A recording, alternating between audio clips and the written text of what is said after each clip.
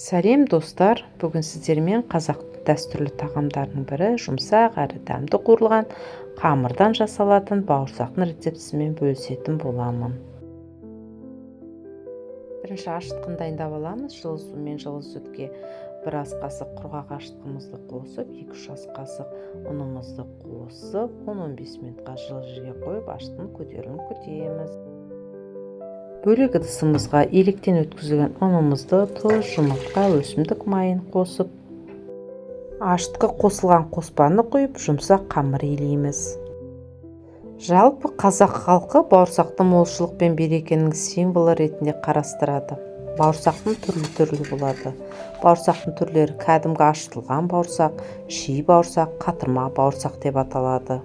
Бауырсақ тек күнделікті тағам ғана емес, сонымен қатар ерекше мағынасы бар дәстүрлі ас болып саналады. Дайын болған қамырымызды жылы жерге қойып, 1-1,5 сағатқа бетін жауып қойып қоямыз.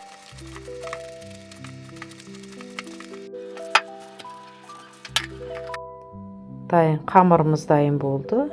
Бөліктерге бөлшектеп бөліп, орташа көлемде домалақ пішінде кесіп, қызып тұрған майымызға сарғайғанша пісіріп аламыз. Егер менің видеом ұнаған болса, каналыма тіркеліп, лайк басқанды ұмытпаңыз. Асыңыз дәмді болсын.